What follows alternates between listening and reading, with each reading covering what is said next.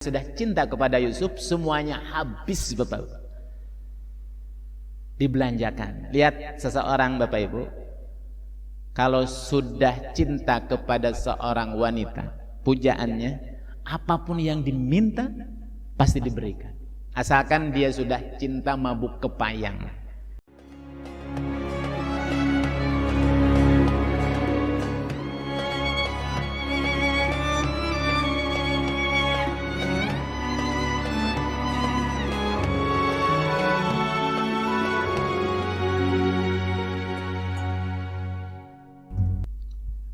Bismillahirrahmanirrahim. Assalamualaikum warahmatullahi wabarakatuh.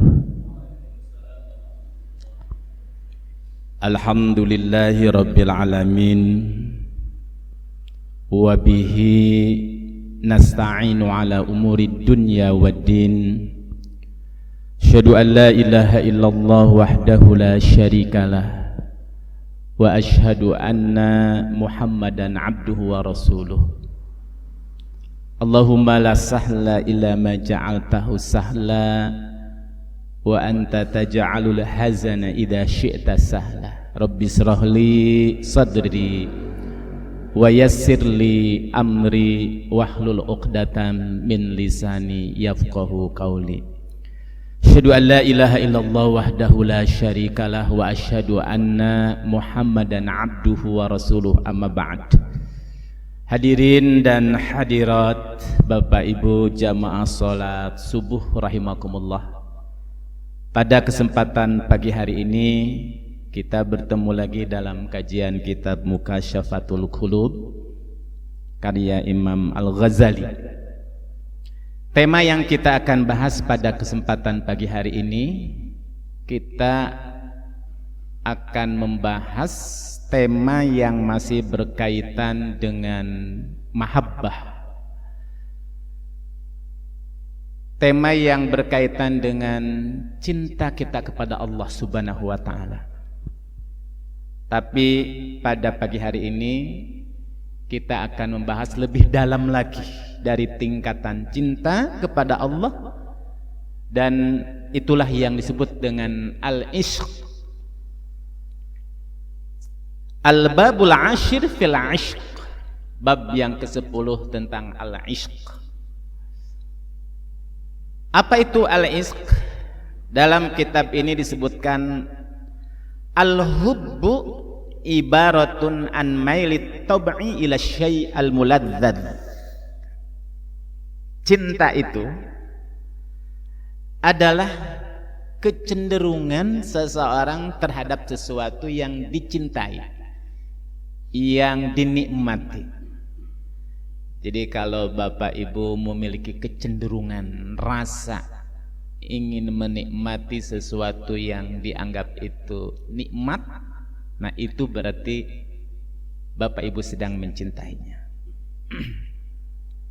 Fa in ta'akkada dzalikal mailu, kalau seandainya kecenderungan itu kokoh, mantap,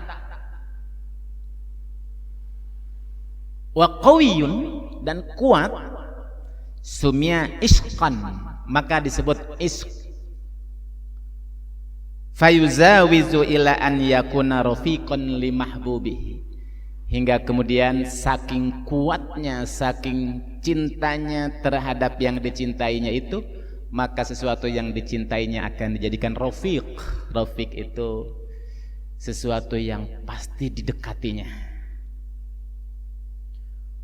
Wa yunfiqu bima yamliku li ajlih, dan dia siap rela mengorbankan, membelanjakan apa yang dimilikinya.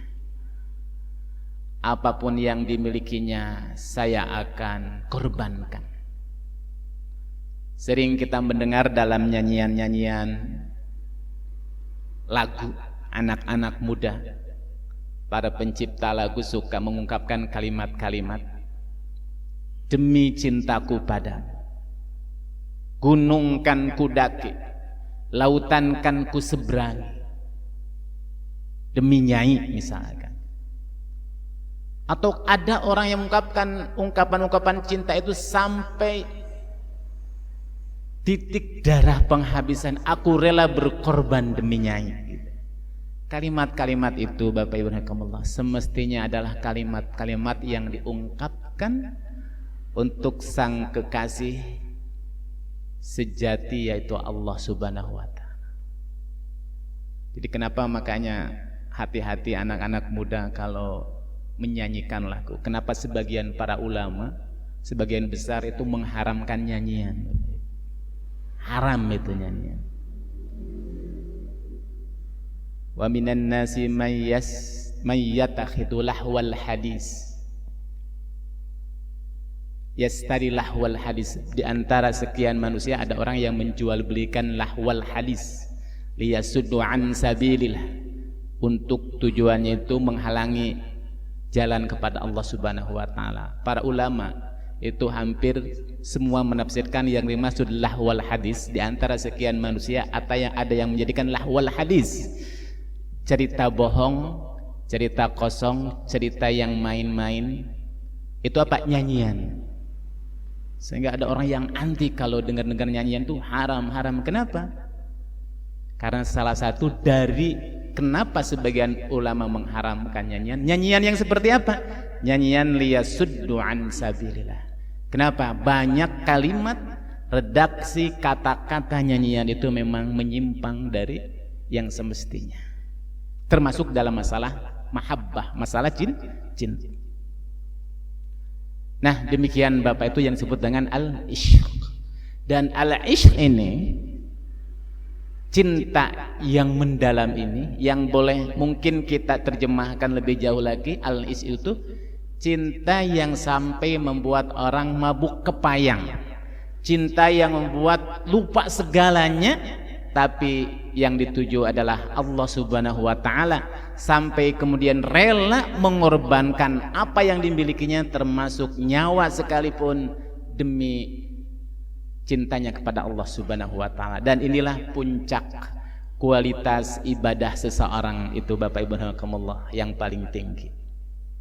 Kita sering mendengar sebuah ungkapan para sufi, barang siapa yang beribadah karena ingin surga, berarti dia ibadahnya ibarat seorang yang sedang berdagang, berbisnis jual beli. Kenapa berjual beli? Ingin mendapatkan keuntungan, hanya ingin mendapatkan surga. Barang siapa yang dia itu beribadah karena takut neraka, maka berarti dia tak ubahnya seperti seorang budak yang takut majikannya. Dia bekerja karena takut majikannya. Tapi barang siapa yang dia beribadah kepada Allah karena cinta kepada Allah, maka itulah sesungguhnya puncak dari penghambaan kita kepada Allah. Bapak Ibu, kalau ditanya seandainya di bulan Ramadan ini Allah tidak melipat gandakan pahala seseorang di bulan Ramadan beribadah, man fattara shaiman, barang siapa yang berikan iftar kepada orang yang berpuasa, maka pahalanya sama dengan orang yang berpuasa.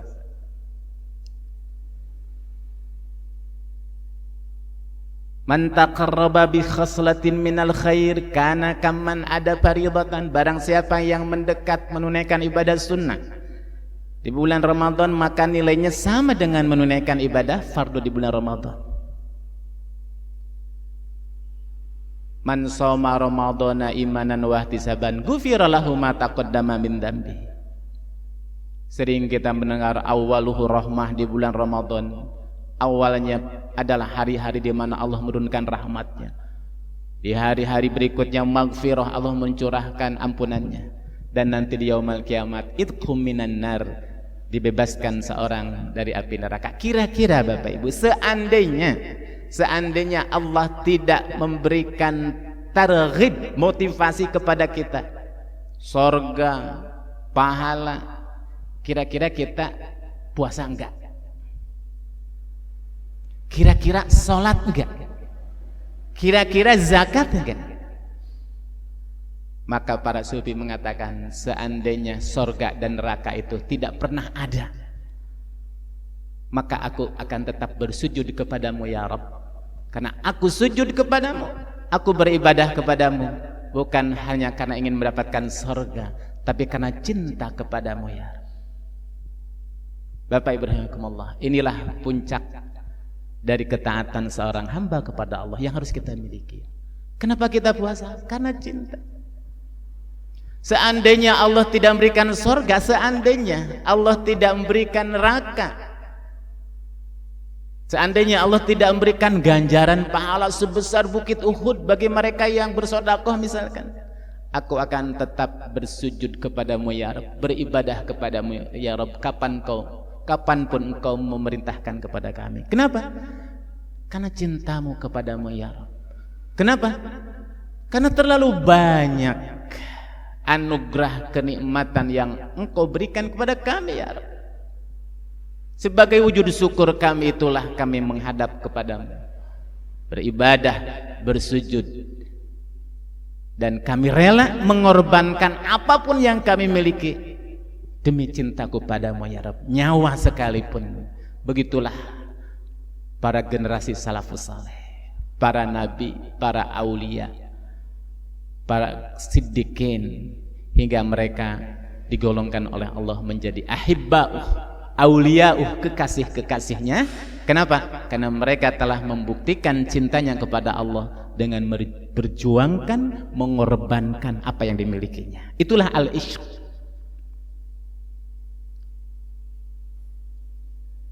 Kemudian Bapak Ibu, ala taro ila Zulaikha, apakah kita bisa saksikan bagaimana seorang yang bernama Zulaikha? Imam Al-Ghazali dalam kitab ini kemudian mencontohkan, mengumpamakan betapa ketika al-ishq, rindu berat, cinta berat kepada Allah itu akan melupakan segala-galanya, melupakan makhluknya yang dicintainya. Kalau orang sudah cinta kepada Allah, sudah masuk ke dalam hatinya al-ishq. Kita sering mendengar apabila cinta sudah melekat, apa katanya Mbak? Tai kotok pun rasa coklat. Sebuah ungkapan al-ishq kita kepada Allah. Kalau orang sudah punya al-ishq, nyawa Bapak Ibu, sakitnya tebasan pedang gitu kan. Orang-orang kafir bukan suatu yang ditakuti lagi, nikmat, dicari gitu kan.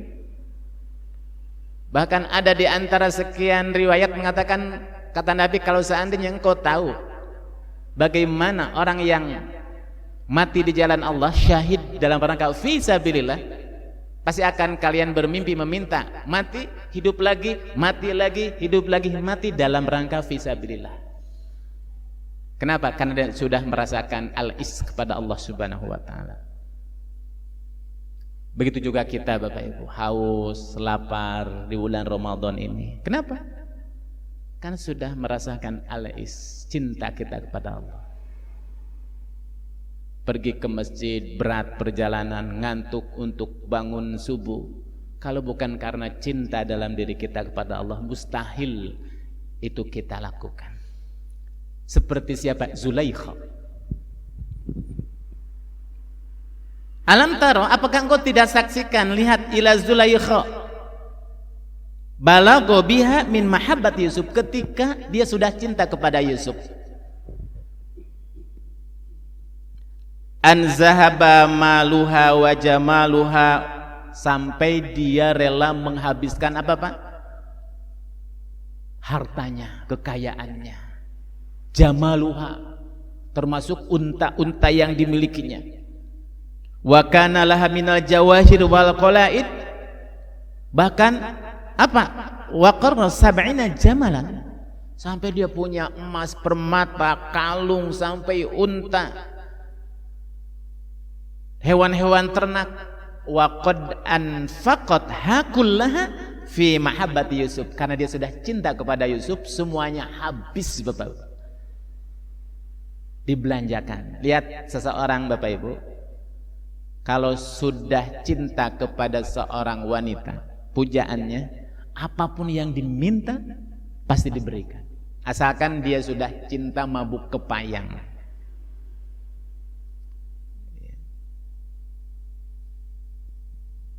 Seperti siapa? Zulaikha. Wa kullu man qala ra'aita Yusuful yawm a'tathu kiladah. Dia berkata ketika dia sedang mencari-cari Yusuf, saking cintanya, dimabuk cinta karena cinta kepada Yusuf, dia berkata, siapa di antara kalian yang mendapatkan melihat Yusuf di mana, aku akan berikan hadiah. Kiladatan tugnihi, apa? Kalung-kalung emas permata. Hatta lam yabqalaha syai'un, sampai tidak tersisa sedikit pun harta yang dimilikinya. Kenapa? Saking cintanya kepada Yusuf. Wa kanat tamsiku lasyai' bismi Yusuf. Ketika dia berjalan mencari-cari Yusuf, dia selalu menyebut dalam lisannya Yusuf, Yusuf, Yusuf. Wa qad nasiyat kulla syai' siwahu. Semuanya lupa Bapak Ibu. Yang ada dalam benaknya kecuali apa? Yusuf saja. Lagi mabuk cinta karena Yusuf. Al-isk masuk dalam bahasa kita asyik. Mungkin asyik, kalimat asyik itu diambil dari kalimat al-ishq. Cuma tidak bisa mengungkapkan al-ishq jadi asyik. Orang asyik itu kan lupa semuanya Bapak Ibu. Asyik dengan dunianya, asyik dengan permainannya, asyik dengan hobinya, lupa semuanya. Begitu juga cinta seorang kepada Allah. Dan Zulaikha ketika dia sudah al-ishq, sudah asyik, sudah rindu berat, sudah cinta mabuk kepayang kepada Yusuf, lupa semuanya. Min fartil ishq, sampai ketika rasa rindunya sudah kelewatan, fa idza rafa'at ra'saha ila sama ra'at isma Yusuf. Kalau seandainya wajahnya, kepalanya diangkat ke langit, yang dia lihat di langit itu apa? Tulisan Yusuf. Maktuban alal kawakib, tertulis di bintang gemintang. Seperti itulah Bapak Ibu kalau orang sudah dimabuk cinta. Zulaikha. Karena bagaimana tidak mabuk kepayang itu Zulaikha. Yusuf, ya, manusia terganteng, tercakap pada masa itu.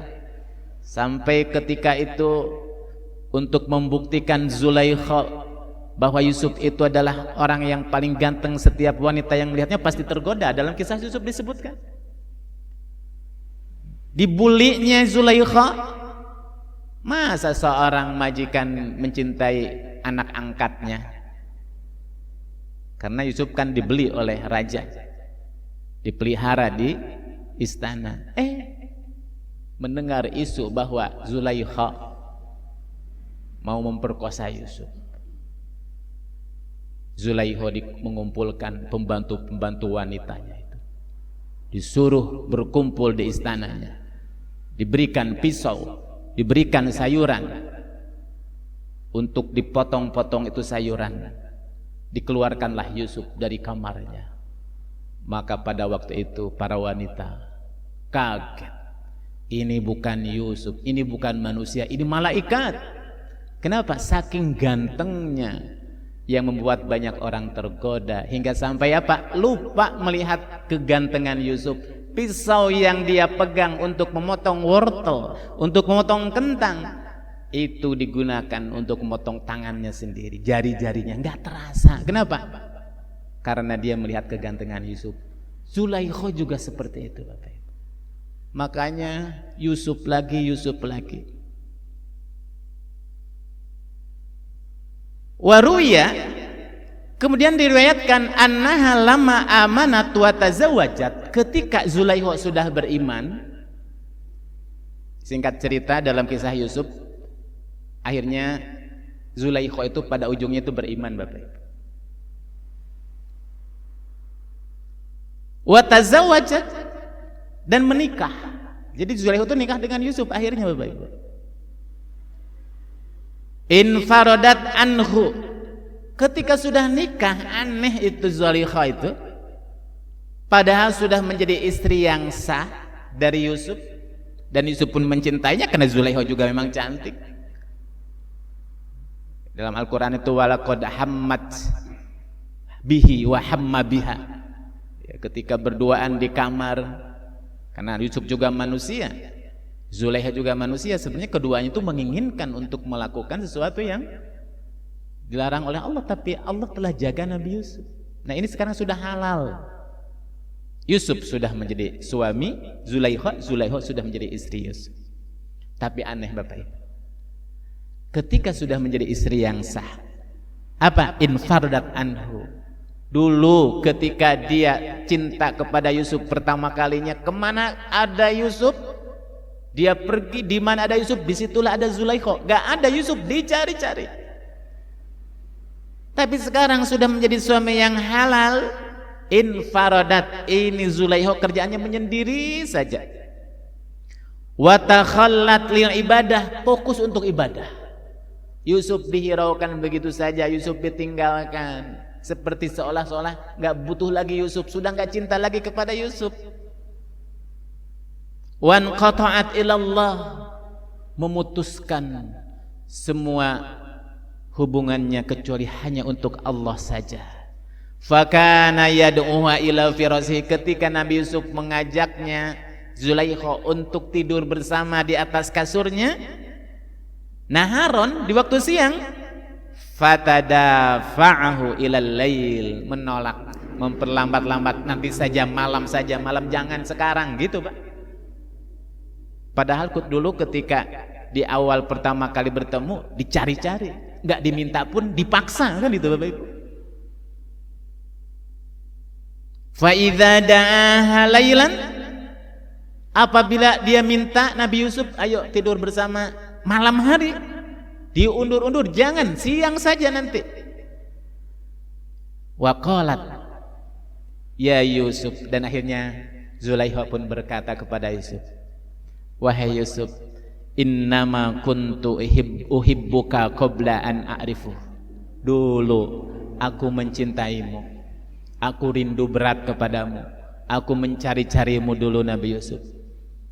Kemanapun kau pergi, aku kejar, tidak ada aku cari, sampai rela mengumumkan, mendewarakan siapa yang melihat Yusuf, aku akan kabari, aku akan berikan hadiah. Dulu, kenapa? Aku belum mengenalnya. Mengenal siapa? Mengenal Allah Subhanahu wa ta'ala. Fa amma idza araftuhu fama abqat mahabbatuhu. Amma idza araftuhu, tapi sekarang ketika aku sudah mengenalnya, fama abqat mahabbatuhu mahabbatan lisiwahu. Tidak ada yang tersisa di dalam diriku cinta kepada selainnya.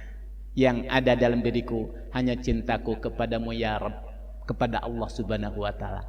Yusuf yang sangat ganteng, yang sangat cakep, bahkan disebutkan oleh pembantu-pembantunya, ini bukan manusia, ini malaikat. Tidak ada artinya bagiku dibandingkan cintaku kepada Allah Subhanahu wa ta'ala. Wa ma uridu bihi badalan hatta qala laha inna Allaha zalla dzikruhu amaruni bidzalik, hingga sampai dia berkata, aku tidak menginginkan ada pengganti Allah termasuk engkau wahai Yusuf. Aku tidak mau menggantikan dan menggadaikan cintaku kepada Allah dengan cintaku kepadamu. Hingga sampai suatu ketika akhirnya Yusuf pun berkata, innallaha jalla dzikruhu amaroni bidzalik. Wahai Zulaikha, wahai istriku, aku memanggilmu di siang hari, mengajakmu tidur. Aku memanggilmu di malam hari, mengajakmu tidur. Itu bukan karena aku, gitu. Bukan permintaanku. Kenapa? Ini semata-mata karena Allah mengabarkan kepadaku annahu mukhrijun minki waladain. Tahu gak? Allah akan mengeluarkan dari rahimmu 2 orang anak. Wa ja'iluhuma, yang kelak Allah akan menjadikan 2 anak ini nabiyaini, 2 nabi. Faqalat, akhirnya Zulaikha pun berkata, amma idza kana Allahu ta'ala amaruka, kalau seandainya itu yang Allah perintahkan kepadamu,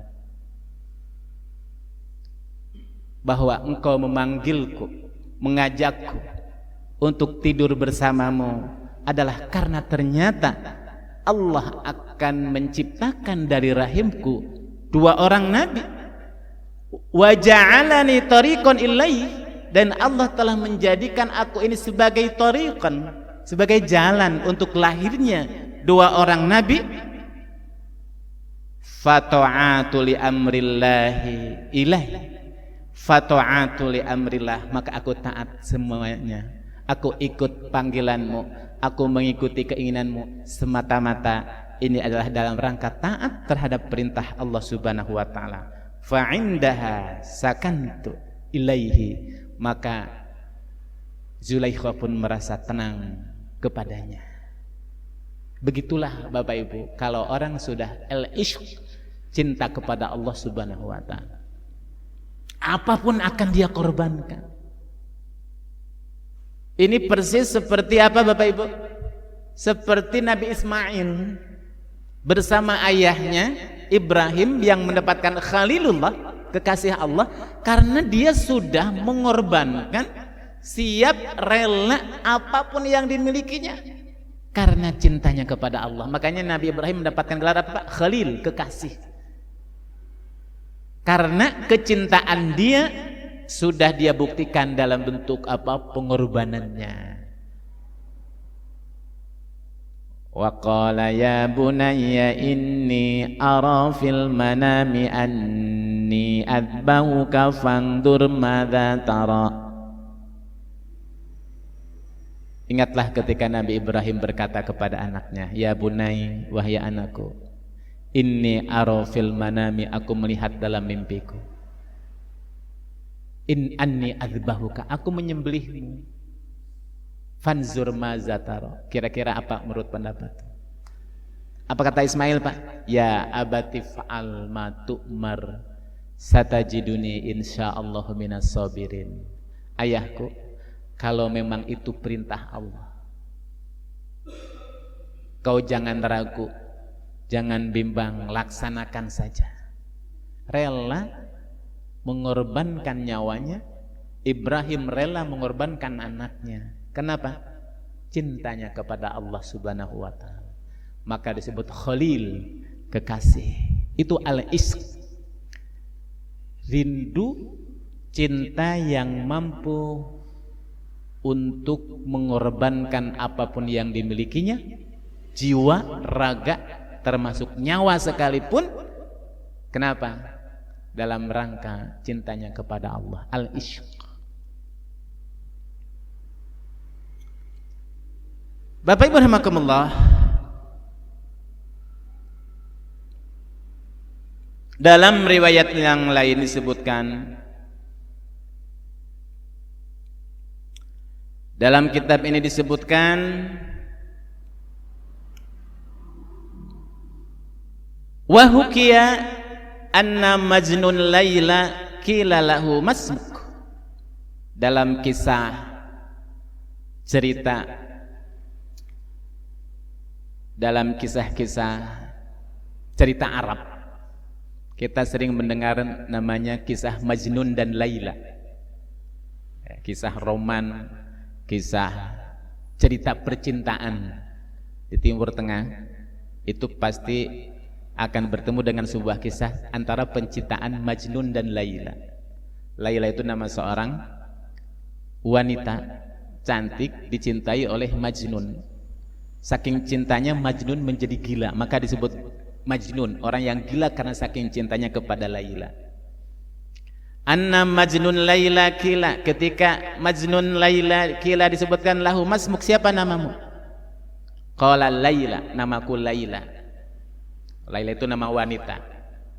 Wa qila lahu yauman, suatu ketika Laila ini meninggal dunia.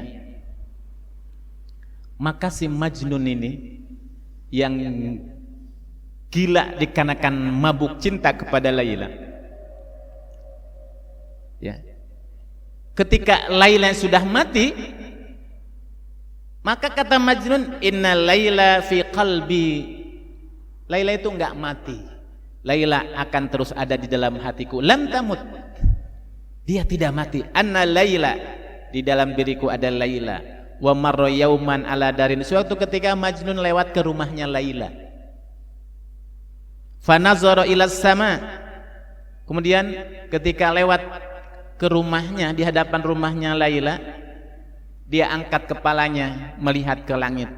Faqila, ditanya, disebutkan oleh orang-orang, ya Majnun, la tanzur ila sama. Engkau jangan lihat ke langit. Walakin unzur ila jidari Laila. Lihatlah rumahnya Laila. Kau lewatkan di samping rumah Laila. Itu rumah kekasihmu yang kau cintai, yang kau cari-cari, yang kau kejar. Dia sudah meninggal dunia. La'allaka taraha, agar supaya engkau bisa melihatnya Laila di rumahnya.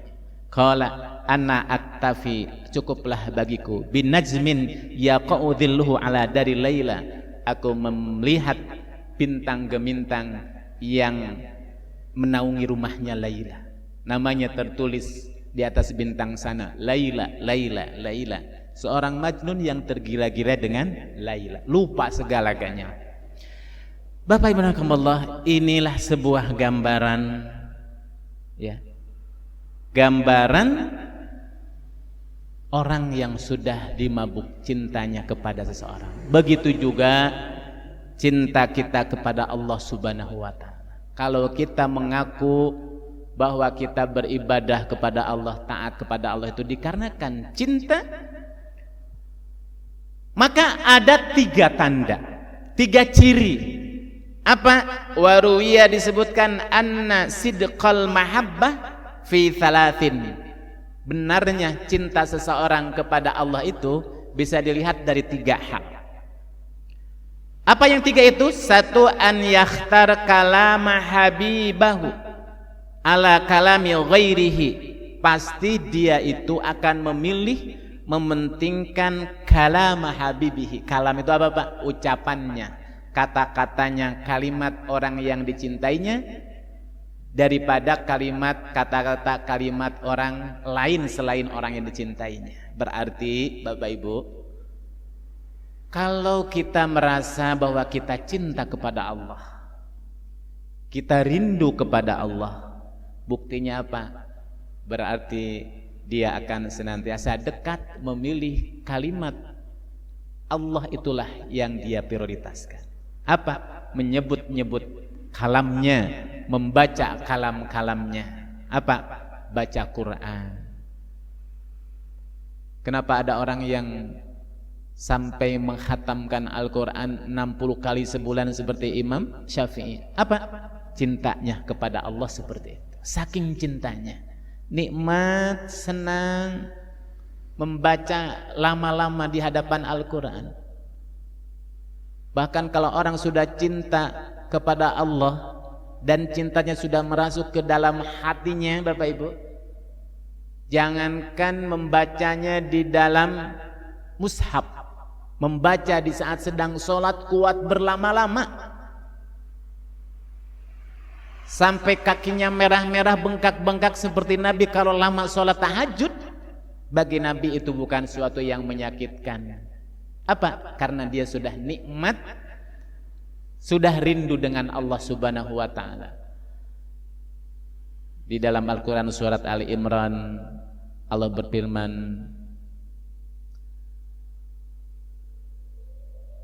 laisus sawa'am min ahlil kitab ummatun qaimatun yatluna ayatillahi ana al-lail wa hum yasjudun.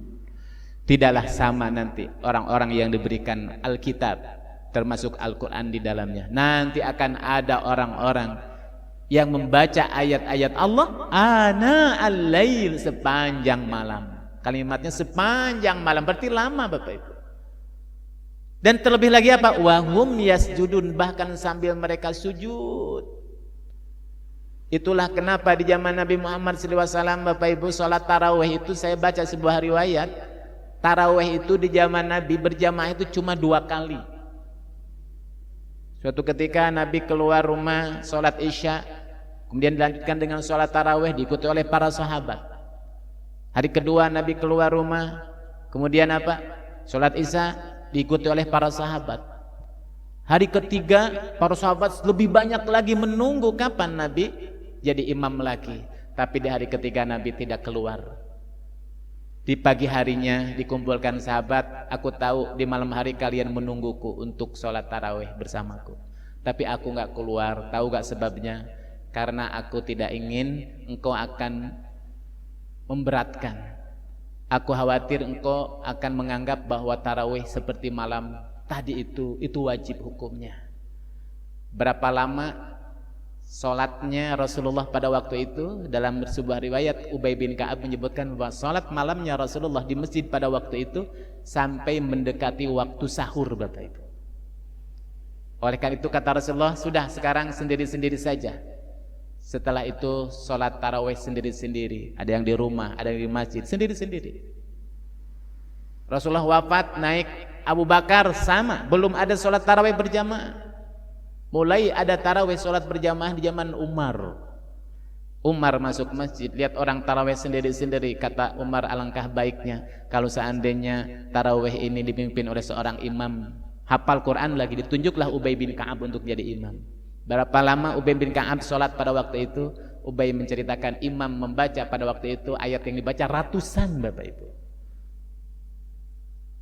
Ratusan ayatnya yang dibaca. Hingga sampai diantara kami ada yang sholat sambil memegang tongkatnya, saking berlama-lamanya. Kenapa? Siap berlama-lama karena sudah al-ish, sudah rindu, nikmat bermunajat, bertemu, berbincang-bincang dengan Allah melalui sholat malamnya. Ketika al-ish sudah merasuk ke dalam hatinya.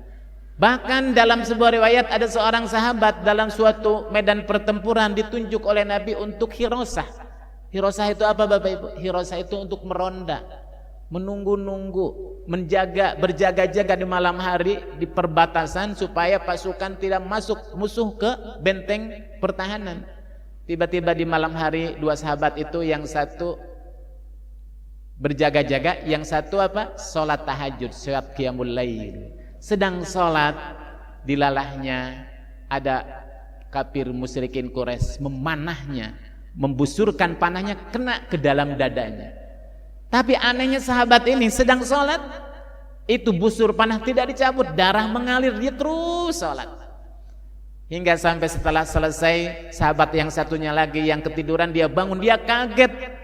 Kenapa engkau tidak memberitahukan kepadaku? Musuh kafir menembus engkau dengan busurmu, darah mengalir, engkau diam saja. Kenapa? Karena dia merasakan nikmatnya bermunajat dengan Allah. Sakit sudah tidak ada lagi. Ketika cinta kepada Allah sudah merasuk di dalam hatinya, yang lainnya lupa, sakit tidak terasa. Begitulah Bapak Ibu Allah, kalau kita banyak saksikan bagaimana sejarah generasi salafus saleh, sejarah para nabi, para aulia, di saat ketika al-ish, cinta kepada Allah, itu akan melupakan semuanya. Wasu'ila, kemudian ditanya ba'dul masyayikh anil muhib, para masyayikh tentang orang yang sudah mencintai Allah itu seperti apa ciri-cirinya. Satu, faqala khalilul khultah, orang yang sudah cinta kepada Allah itu apa? Sedikit bergaul, bercampur, membaur dengan banyak orang yang tidak jelas, sering menyendiri karena khawatir lingkungan pergaulan apalagi yang rusak akan mengkontaminasi keimanannya. Qalilul khultah. Yang kedua, katsirul khulwah, lebih banyak berkhulwah, berduaan dengan Allah, bermesraan dengan Allah. Kenapa? Saking cintanya kepada Allah. Yang lain lupa, dia tinggalkan, dia fokus untuk berlama-lama bermunajat dengan Allah dalam zikirnya, dalam baca Qur'annya, dalam qiyamul lailnya. Daimul fikrah, fikirannya yang difikirkan, yang ditafakuri semuanya adalah ayat-ayat Allah Subhanahu wa taala. Dia melihat, membaca, memperhatikan ayat-ayat Allah yang ada di muka bumi ini, ayat-ayat kauniyah dan ayat-ayat kauliyah. Yang ketiga, zahirus samat, banyak diam karena dia tahu bahwa pembicaraan lisan adalah sumber di antara sekian sumber dosa. La yubsiru idza nazar, apabila dia memandang seolah-olah dia tidak memandang. Kenapa? Karena dunia yang dipandangnya baginya adalah rendah dibandingkan apa yang ada di sisi Allah.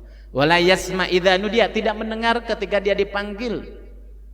Wala yafham idza kallama, dan dia tidak dipahami apabila dia berbicara. Kenapa? Karena kalimat zikir itulah yang selalu keluar dari lisan seorang yang sedang mencintai.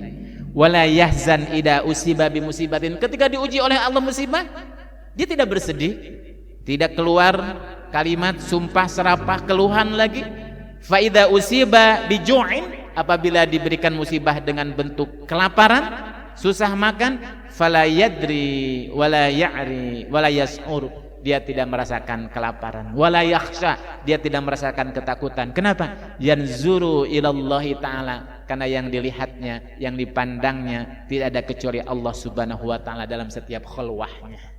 Ketika orang sudah dimabuk cintanya kepada Allah Subhanahu wa ta'ala. Terakhir Bapak Ibu rahimakumullah, wahukia, dikisahkan anna Asiyah imra'atu Fir'aun, Asiyah istrinya Fir'aun. Jadi istri Fir'aun itu namanya Asiyah, bukan Aisyah, Asiyah, yang dijanjikan oleh masuk surga oleh Allah Subhanahu wa ta'ala. Kanat taktumu imanaha, dia menyembunyikan imannya. Di saat Fir'aun masih hidup, banyak orang yang beriman kepada Nabi Musa sebagai Nabi Allah, termasuk para penyihir, pembantu-pembantu Fir'aun itu.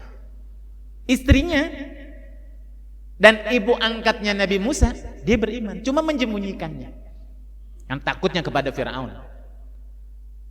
Falamma ittala'a Fir'aun, tapi ketika tiba-tiba Fir'aun akhirnya mengetahui bahwa istrinya adalah sudah beriman kepada Musa, amaro biha an tu'adziba, maka dia memerintahkan kepada pembantu-pembantunya untuk menyiksanya, mengazabnya, membunuhnya. Fa'azabuha, maka pembantu-pembantunya mengazabnya, mensiksanya bi anwa'il azab, dengan berbagai siksaan. Wa qala irtadi, murtad engkau, tinggalkan agama Musa. Falam tartad, dia tidak murtad. Fa utiya bi autadin, dan kemudian didatangkanlah apa? Martil, batu besar. Wa darabuha, dilemparkannya lah kepada Asiyah itu, ala a'dha'iha, kepada sebagian anggota badannya, dilemparlah, dipukullah. Sumakola irtadi, murtad.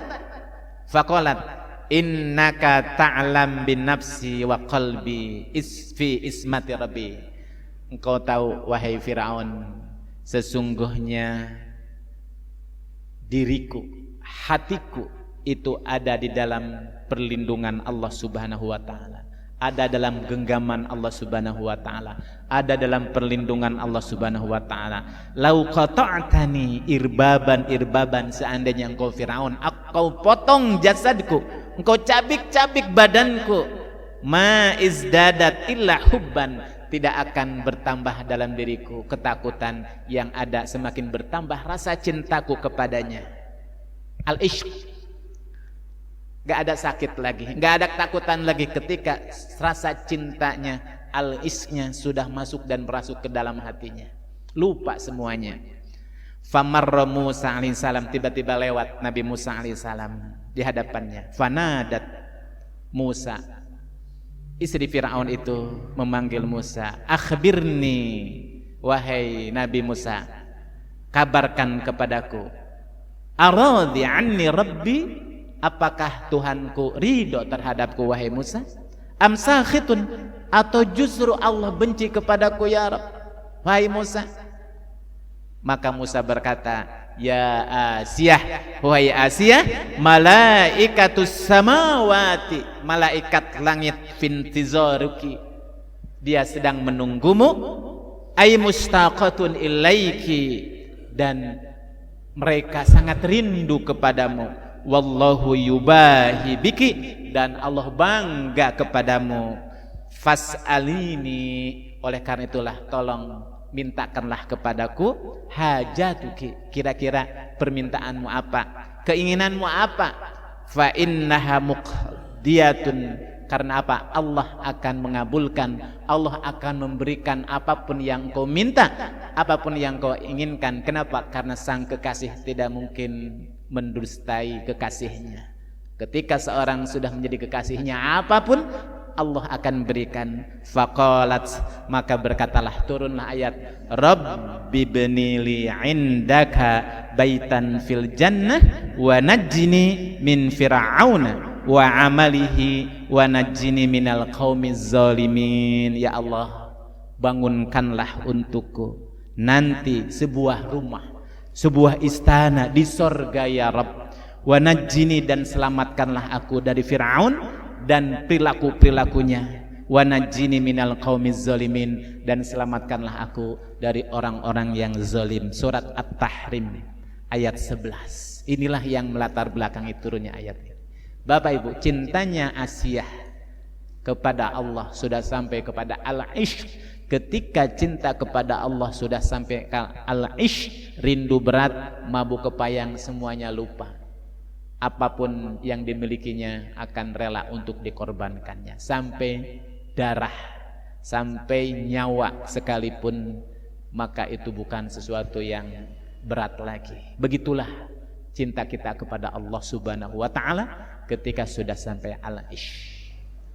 Bapak Ibu rahimakumullah, bulan Ramadan melatih kita untuk kita semuanya beribadah kepadanya dalam rangka al-ishq. Haus, lapar bukan suatu hal yang berat lagi. Lama berdiri dalam sholat malam kita bukan suatu yang berat lagi. Baca Quran berjuz berlama-lama berjam di hadapannya bukan suatu yang berat lagi. Ingat semuanya, sesungguhnya itu latihan kita untuk siap berlama-lama dengan Allah karena al-ishq.